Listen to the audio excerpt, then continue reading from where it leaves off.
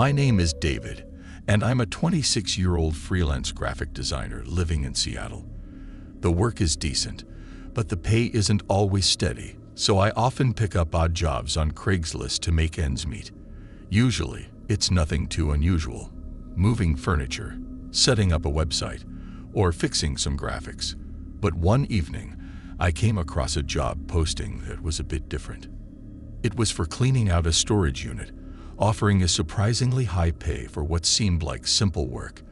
The location was in a quiet, rundown part of town, but I figured it was an easy way to earn some extra cash.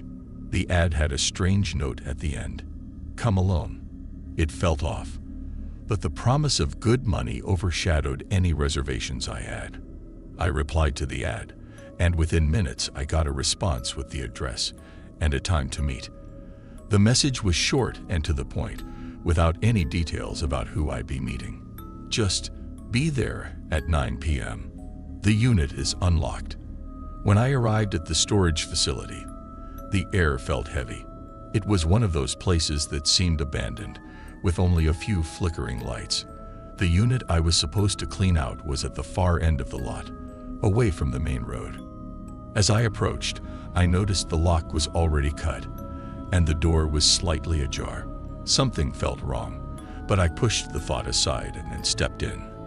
The first thing that hit me was the smell, an overpowering stench of decay. My stomach turned, but I forced myself to look around. Inside, it was dark, with only the light from my phone illuminating the space. What I saw made my blood run cold. There were old, blood-stained clothes piled in one corner, and scattered on the floor were eerie Polaroid photos. The photos showed terrified faces, some with expressions of pure horror. There were also cryptic notes, scribbled hastily with threats like, "I'll find you," and "You can't hide." I tried to make sense of what I was seeing. Who would keep something like this? And why was I hired to clean it out? My phone buzzed, breaking the silence. It was a message from a Craigslist poster. "Are you inside?" My heart raced as I realized they might be watching me. I quickly typed back, "Yes, what's going on here?" but got no response. Panic set in. I decided to leave, but as I turned towards the door, it suddenly slammed shut. I ran to it, pulling at the handle, but it wouldn't budge. I was trapped. My mind raced with questions. Was this some sick joke? Was I in danger? My heart pounded in my chest as I heard footsteps outside. They were slow, deliberate, and getting closer. I frantically looked around for another way out, but the unit was sealed tight. The footsteps stopped right outside the door. I held my breath, straining to hear. A chilling voice whispered through the door, "You shouldn't have come here alone." My blood ran cold. The voice was calm, almost mocking. My phone buzzed again. Another message. "Do you want to play a game?" I didn't respond. I couldn't think straight. My mind was screaming to get out, to find some way to escape. I searched the unit for anything that could help. Tools, a weapon, anything. My eyes landed on a rusty crowbar in the corner. I grabbed it and started prying at the door, my hands shaking. The metal creaked, but it wouldn't give. The footsteps outside started again, pacing back and forth. Whoever it was, they were enjoying this. Desperation set in.